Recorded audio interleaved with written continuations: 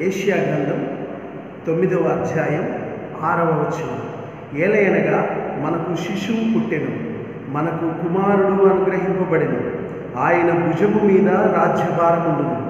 ఆశ్చర్యకరుడు, ఆలోచనకర్త, బలవంతుడైన దేవుడు, నిత్యుడగు తండ్రి, సమాధానకర్తయగు అధిపతి అని అతనికి పేరు పెట్టబడును.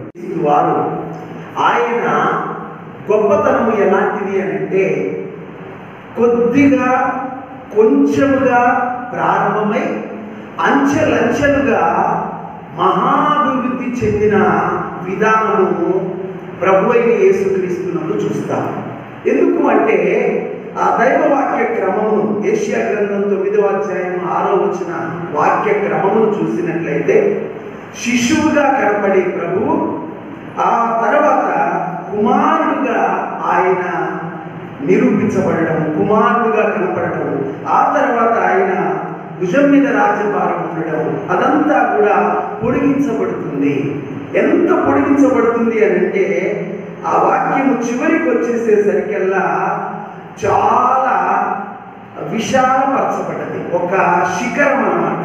ఆ శిఖరము పైన అంచు కొద్దిగా కనపడుతుంది.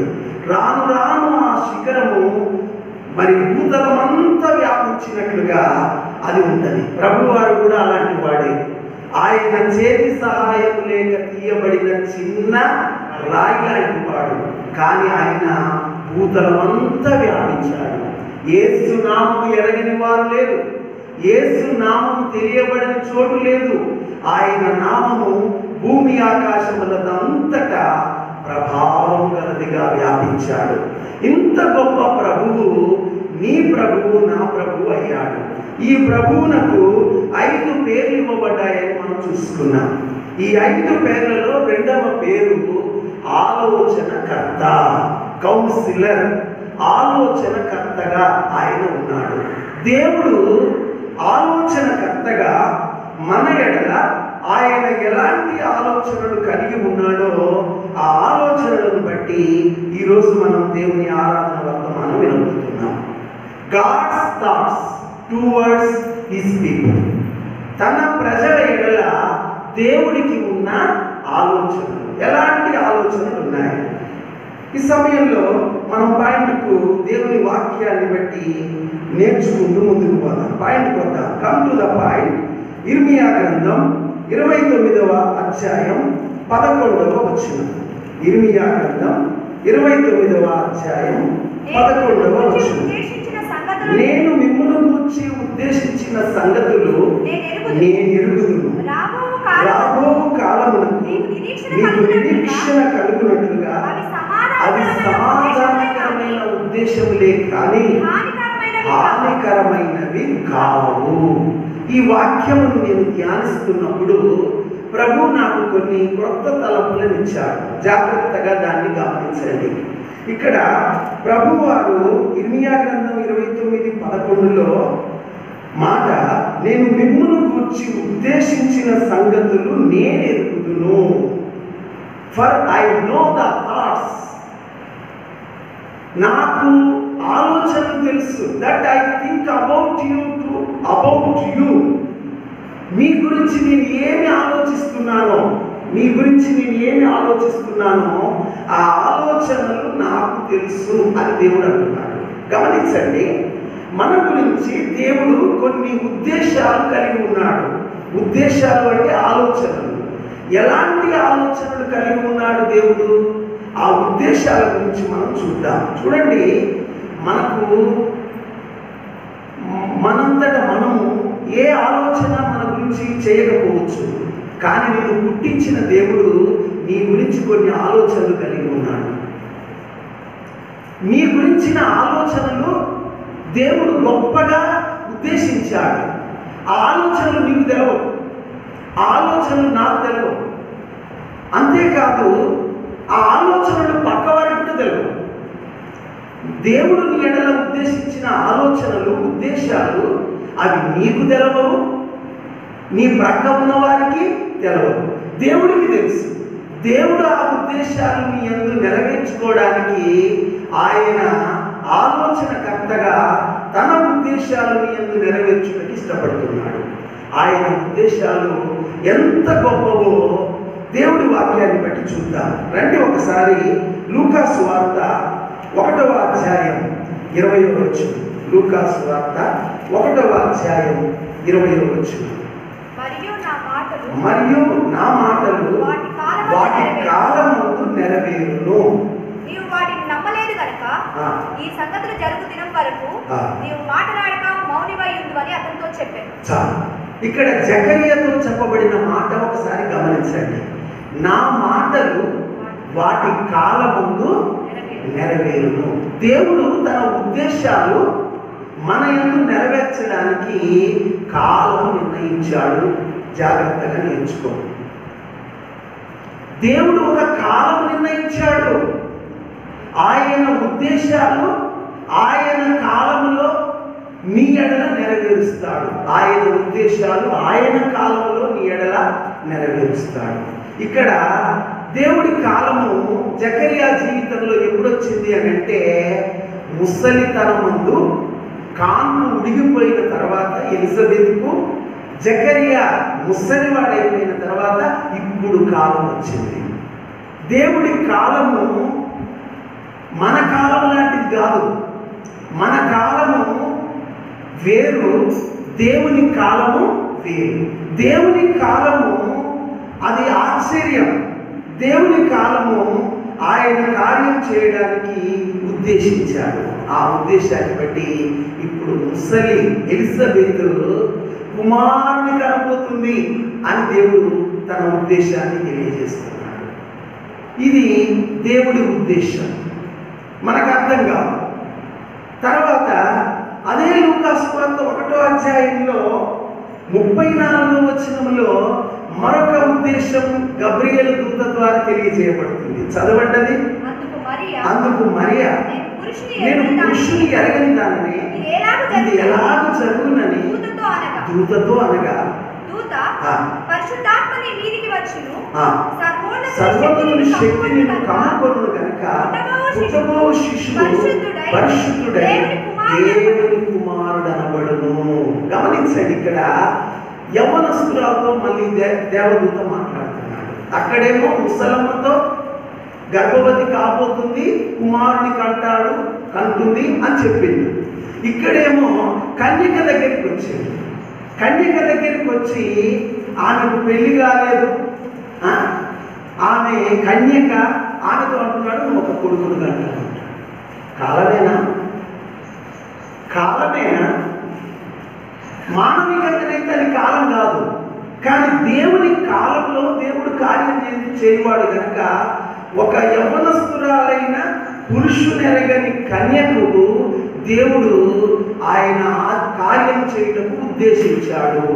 కాబట్టి దేవుడి ఉద్దేశాలు మన ఊహకందవు.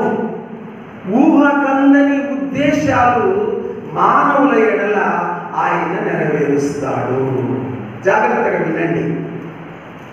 ఛాయ ముక్కునే అత్యంత సామాన్యమైన వ్యక్తి దేశానికి ప్రధాని అవుతాడు అని ఆయన అనుకున్నాడా? మరి పక్క వారు ఎవరైనా అనుకున్నారా? ఆయన అనుకోలేదు, పక్కవారు అనుకోలేదు. కానీ దేవుడు అద్భుతం చేశాడు.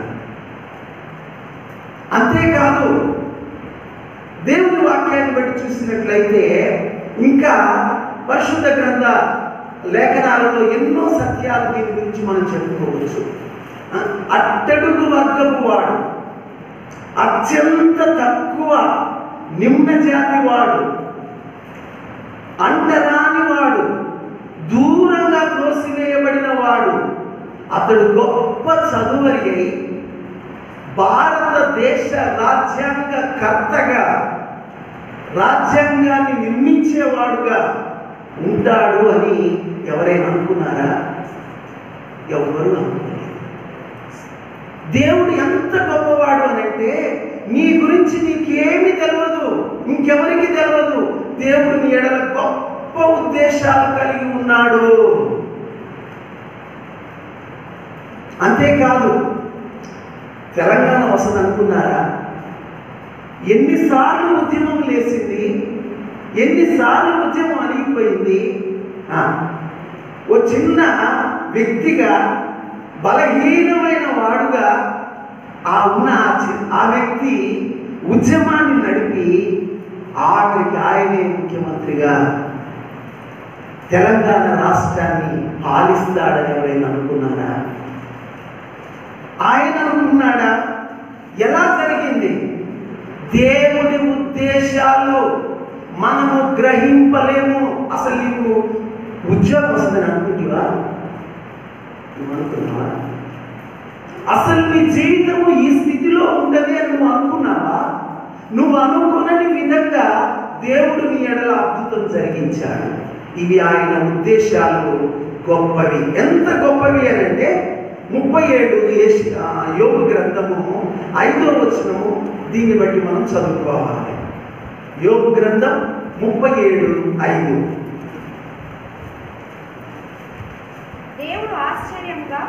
దేవుడు ఆశ్చర్యముగా ఉరుము ధ్వని చేయును. మనము గ్రహింపలేని గొప్ప కార్యములు ఆయన చేయును. ఎంత గొప్పవాడు అంటే యు కాంట్ ఎక్స్పెక్ట్. అసలు నీకు అర్థం కాదు, నువ్వు గ్రహించవు. నువ్వు గ్రహించలేని గొప్ప కార్యములు ఆయన చేస్తాడు. నువ్వు అనుకుంటున్నావు కదా, నేను అత్యంత సామాన్యుని, అత్యంత తక్కువగాన్ని, నా బ్రతుకులో నేను చాలా డౌన్కి వెళ్ళిపోయాను అని నువ్వు అనుకుంటున్నావు. కానీ నీ దేవుడు ఏమంటున్నాడు తెలుసా? I have great thoughts towards you. నీ ఎడల నేను గొప్ప తలంపులు కలిగి ఉన్నాను అని నీ దేవుడు అంటున్నాడు. నీ ఎడల నీ దేవునికి గొప్ప తలంపులు ఉన్నాయి. నీ దేవుడు గొప్పవాడు. ఆయనకు నీ ఎడల ఉన్న తలంపులు కూడా గొప్పవి. నువ్వు గ్రహించలేవు. నువ్వు గ్రహించలేని గొప్ప ఉద్దేశాలు నీ ప్రభువు నీ అందు కలిగి ఉన్నాడు. ఇది నువ్వు గుర్తెరిగి దేవుని స్తుతించు. నంబర్ 1. ఇక తర్వాత వాక్యాన్ని, అదే ఇర్మియా గ్రంథం 29:11 మాట గమనించండి. చదవండి మళ్ళొక్కసారి. నేను మిమ్మల్ని గూర్చి ఉద్దేశించిన సంగతులు నేనెరుగుదును. రాబో కాలమందు మీకు నిరీక్షణ కలుగునట్లుగా హానికరమైనవి కావు. గమనించండి, ఇంకొక 2 మాటలు నేను చెప్పి త్వరగా ముగిస్తాను. రాబో కాలమందు మీకు నిరీక్షణ కలుగునట్లు. దేవుడి ఉద్దేశాలు ఎలాంటివి అంటే, God think about future, about your future. దేవుడు నీ గురించి, నీ యొక్క భవిష్యత్తు గురించి ఆలోచిస్తున్నాడు. నువ్వేమో ప్రస్తుతాన్ని గురించి ఆలోచిస్తున్నావు. నువ్వు ప్రస్తుతాన్ని గురించి ఆలోచిస్తున్నావు. దేవుడేమో ఏం ఆలోచిస్తున్నాడు?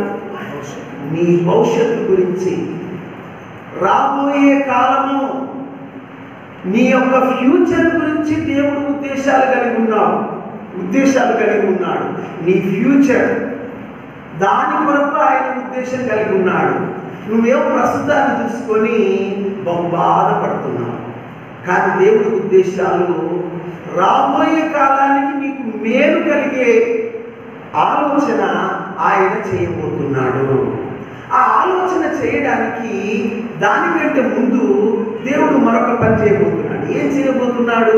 రాబోయే కాలానికి నీకు నిరీక్షణ కలిగేటట్లు ఎలాంటి ఉద్దేశాలు కలిగి ఉన్నానన్నాడు?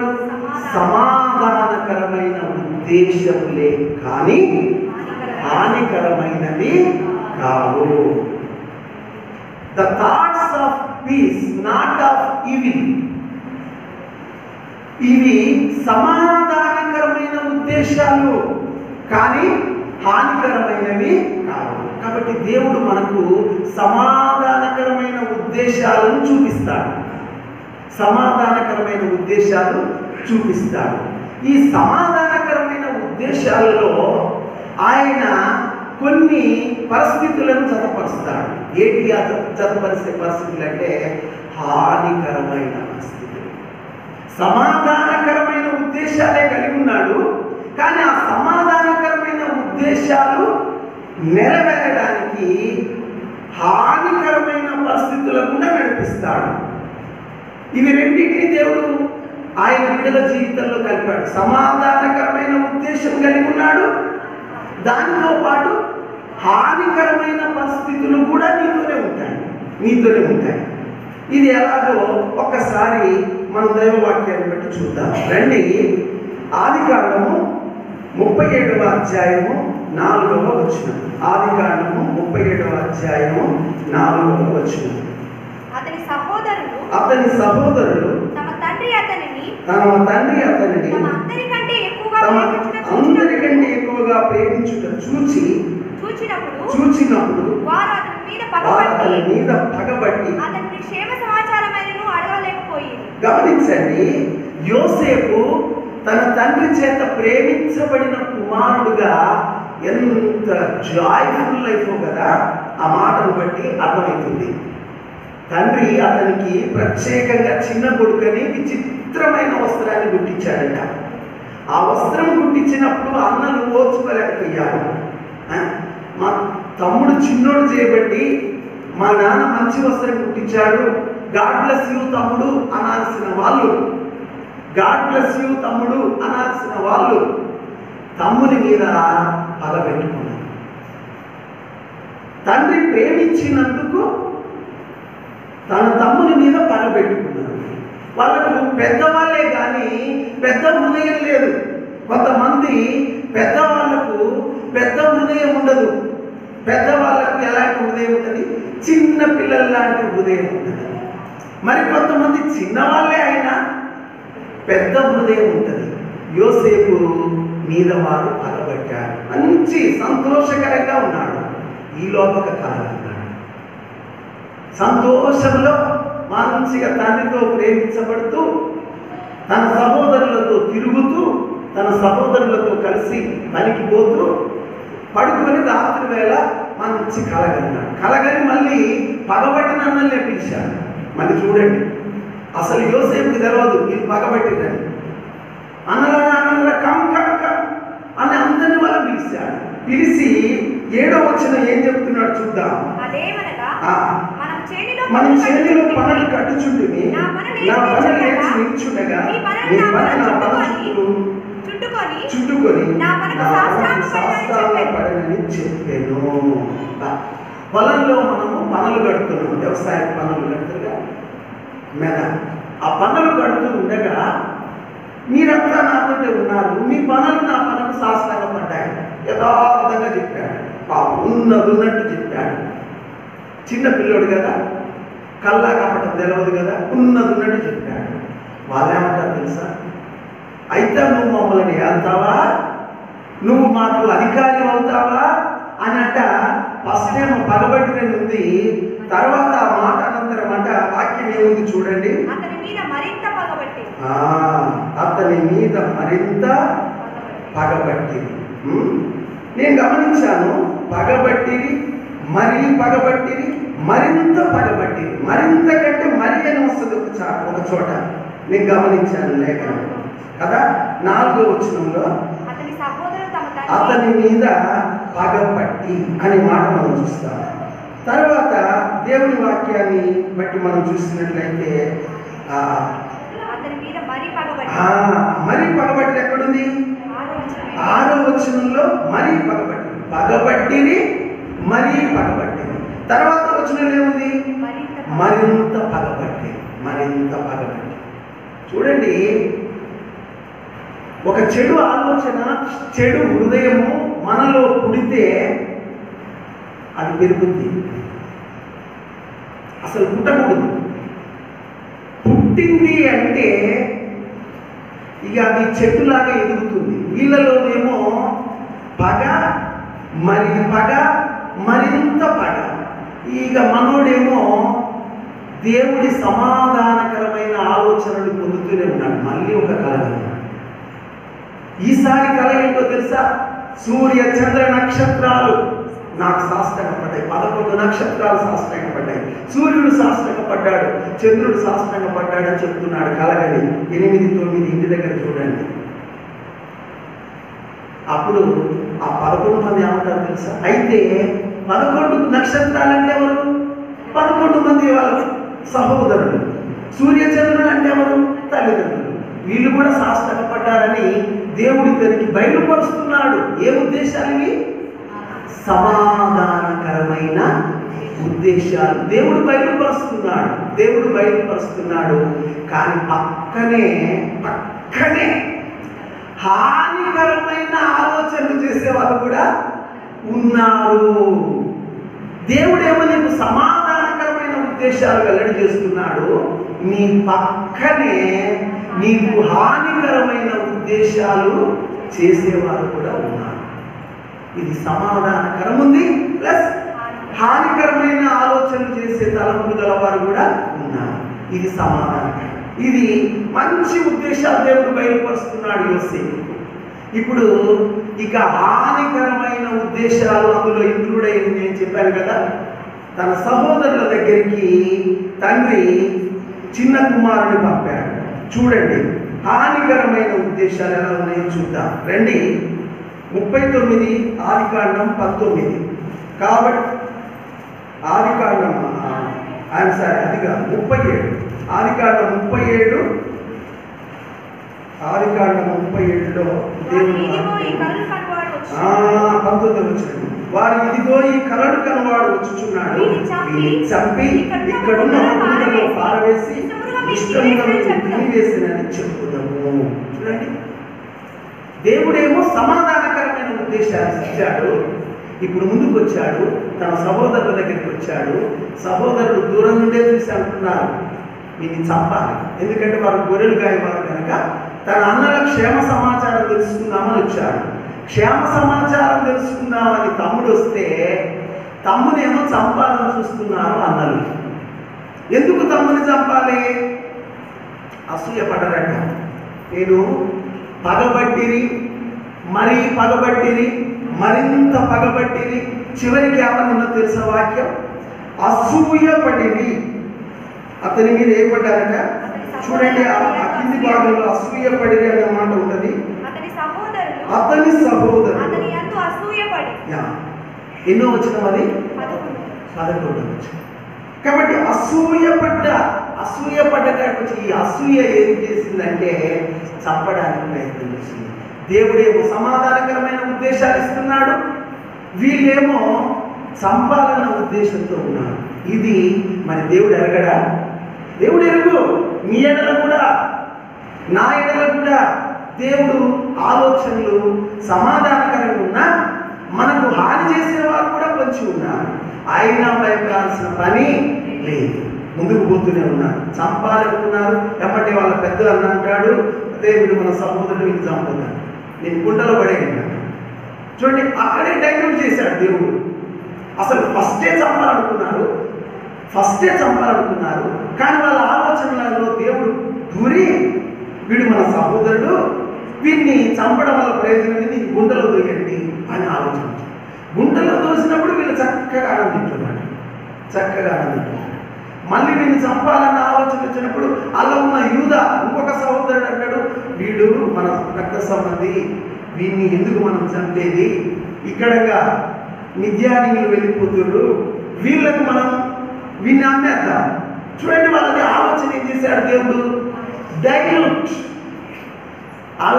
ఆలోచనను మార్చేస్తూ ఉన్నాడు, తలంపులను తిప్పుతున్నాడు.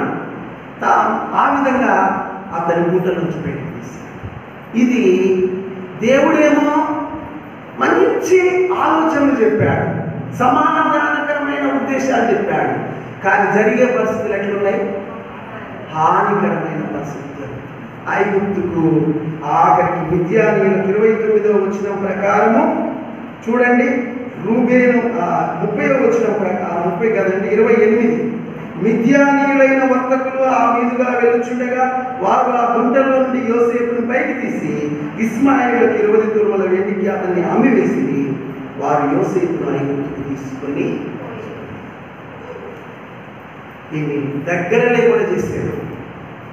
ఇక మనతో ఇప్పుడు కళలు కనడు, మళ్ళీ చెప్పడు, మన దగ్గరనే లేకుండా పోయాడు. పోనీ నేను పీడ పోయింది అన్నట్లు అమ్మేశారు. అమ్మిన వాడు తీసుకుపోయి మళ్ళీ ఇంకొకరికి అమ్మింది. చూడండి 39, ఆదికాండం 39. యోసేపును ఐగుప్తుకు తీసుకుని వచ్చినప్పుడు ఫరో యొక్క ఉద్యోగస్తుడు, రాజ సంరక్షక సేనాధిపతి అయిన పోతీఫర్ అనే ఒక ఐగుప్తుడు అక్కడికి అతను తీసుకుని వచ్చిన ఇష్మాయేలీయుల యొద్ద నతని కొనెను. చూడండి, ఇది రెండోసారి అన్నమాట.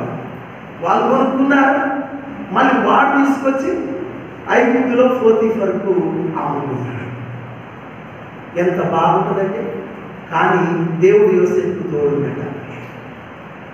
దేవుడు యోసేపుకు తోడున్నాడు. బాధ మర్చిపోయి చక్కగా నెమ్మదిగా పోతున్నాడు. నెమ్మదిగా పోతుంటే అక్కడ కూడా మరొక ఊరి, అక్కడ కూడా హానికరమైన ఊరి.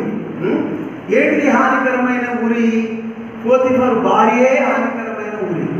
అది కూడా ఎక్కడో లేదు, కీడు పక్కనే ఉంది కీడు. ఆ పోతీఫర్ భార్య ఆమె చెడు ఉద్దేశం కలిగి యోసేపుతో పాపం చేయాలి, యవనస్తుని మీద కన్ను వేసి అతన్ని పట్టుకొని చూచింది. అప్పుడు యోసేపు ఏం చేసినాడు? పారిపోయినాడు. పారిపోయినప్పుడు ఆ వ్యక్తి ఏం చేసింది?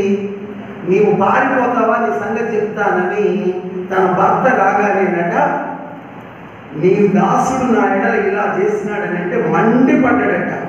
చూడండి, అదే వాక్యం 39లో ఆ మాట వ్రాయబడి ఉన్నది. ఆదికాండం 39లో ఎన్నో వచనమండి? 19వ వచనం. నీ దాసుడు నన్ను ఇలాగ చేసినని తన భార్య తనతో చెప్పిన మాటలు వినినప్పుడు కోపముతో మండిపడి అతనిని పట్టుకొని రాజు ఖైదీలు బంధింపబడి చెరసాలలో వేయించెను. చూడండి, దేవుడేమో సమాధానకరమైన ఉద్దేశాలు చెప్పాడు. జరిగే పరిస్థితులు ఎట్లున్నాయి? హానికరమైన పరిస్థితులు జరుగుతున్నాయి. సరే, అక్కడ ఒక హాని తగ్గిపోయింది, ఇక ఇక్కడన్నా క్షేమంగా ఉందామనుకుంటే ఇక్కడ పోయి అన్య దేశంలోన తాను చెరసాల పాలైపోయినాడు. చెయ్యని నేరానికి చెరసాల పాలైపోయినాడు.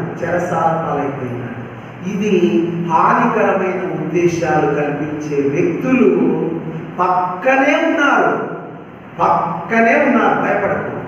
భయపడకు, దేవుడు కార్యం నెరవేరుస్తాడు. అయితే ఇలాగున నడిపించబడుతుండగా దేవుడు మళ్ళీ ఇతని కొరకు సమాధానకరమైన ఉద్దేశాలు చేసి ఆ వాక్యంలో ఏమంటాడు? To give you A future and a hope. English బైబిల్లో చాలా చక్కగా ఉంది. నేను మీ ఎడల సమాధానకరమైన ఉద్దేశాలు కలిగి ఉన్నాను అని చెప్పి to give you A future and a hope. ఒక భవిష్యత్తు, మీకు నిరీక్షణ కలిగిన భవిష్యత్తు మరియు ఆశ, భవిష్యత్తుతో కూడిన ఆశ మీకు ఇవ్వడానికి నేను సిద్ధంగా ఉన్నాను. ఇప్పుడు అది దేవుడు నెరవేర్చుటకు దేవుడు కార్యం ప్రారంభించాడు. ఆయన కాలం వచ్చేసి కార్యం ప్రారంభించాడు. ఎలా ప్రారంభించాడు? ఆదికాండము 41వ అధ్యాయంలో 14వ వచనం. ఫరో యోసేపును పిలువనంపెను, కాబట్టి చెరసాల నుండి అతన్ని త్వరగా రప్పించి అతన్ని క్షౌరము చేయించుకొని మంచి బట్టలు కట్టుకొని ఫరో యొద్దకు వచ్చాడు. గమనించండి, అంతకుముందు ఆ రాజ్యంలోని ఇద్దరికి సహాయం చేసినాడు. ఒకడు భక్షకారుడు, మరొకడు పానదాయుడు. వాళ్ళిద్దరి కళలు చెప్పినాడు. చెప్పినట్లే జరిగింది. యోసేపుకు ఒక ప్రత్యేక దర్శనం ఉంది. కళలు గంటాడు, కళలు గన్న వాళ్ళ అర్థాలు చెప్తాడు. దేవుడు కళల ద్వారా కూడా జరగబోయే సంగతులు వెల్లడి చేస్తాడు. కొన్ని నా జీవితంలో కూడా జరిగింది. నేను చెప్పాలంటే ఎగ్జాక్ట్లీ ఖచ్చితంగా కళలో దేవుడు ఏది చూపించాడో అదే ఖచ్చితంగా జరిగింది. ఇప్పుడు నాకు టైం లేదు చెప్పడానికి. కాబట్టి దేవుడు కళల ద్వారా జరగబోయే ముందు చెప్తాడు, దాన్ని అక్షరాలా జరిగిస్తాడు. ఇక్కడ పరిస్థితి ఏంటంటే యోసేపు జీవితంలో కూడా అదే జరిగించబోతున్నాడు. ఇప్పుడు ఫరో రాజు దగ్గరికి అతడు పిలువనంపబడ్డాడు. ఫరో రాజు దగ్గరికి పిలువబడిన తర్వాత అద్భుతం ఏంటి అని అంటే ఆ యొక్క రాజ్యంలోని వ్యక్తులకు ఏ విధంగా సహాయం చేసినాడో ఇప్పుడు ఫరోకు వచ్చిన సమస్యకు సహాయం చేయడానికి ఫరో మరి యోసేపును పిలవదంటాడు. యోసేపు అక్కడ దాని అర్థం చెప్పాడు. 7 సంవత్సరాలు, 7 ఆవులు 7 సంవత్సరాలు, 7 పీలవెన్నులు 7 సంవత్సరాలు, 7 పీలవెన్నులు వచ్చినాయి, 7 బలిష్టమైన వెన్నులు వచ్చినాయి, 7 బక్క చిక్కిన ఆవులు వచ్చినాయి, 7 బలమైన ఆవులు వచ్చినాయి. ఎక్కడ? నైలు నది ఒడ్డునే. నైలు నది ఈజిప్టు వరప్రసాదం, చరిత్ర హిస్టరీ నాది. నైలు నది ఈజిప్టు వరప్రసాదం. కాబట్టి నైలు నదితోటి అక్కడ పంటలు పండుతాయి. కానీ నైలు నది పక్కనే అంటే దేవుడు యోసేపుకి అర్థం చేశాడు, వీళ్ళ నది పక్కన ఉన్న పరిస్థితి అంటే ఇది పంటలు. 7 ఏళ్ళు కరువు రాబోతుంది, 7 ఏళ్ళు సమృద్ధి కలగబోతుంది. ఒక మంచి జ్ఞానగలవాన్ని దీని మీద నియమించి వాక్యాన్ని బట్టి చూసినట్లయితే ఆదికాండం 41:38 ఇతని వలె దేవుని ఆత్మగల మనుష్యుని కనుగొనగలమా? కాబట్టి ఫరో యోసేపు దేవుని ఆత్మగల మనుషులుగా కనుగొన్నాడు. అంతేకాదు దేవుని మహాకృప, ఆయన సమాధానకరమైన ఆలోచన నెరవేర్చు కాలమున ఆయన చేయుచున్న పని. 41వ వచనం, ఆదికాండం 41:41 వచనం.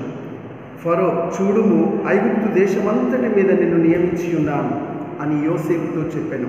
మరియు ఫరో తన చేతినున్న తన ఉంగరమును తీసి యోసేపు చేతికి పెట్టి సన్నపు నారబట్టలు అతనికి తొడిగించి అతని మెడకు బంగారు గొలుసు వేసి తన 2వ రథం మీద అతన్ని ఎక్కించెను.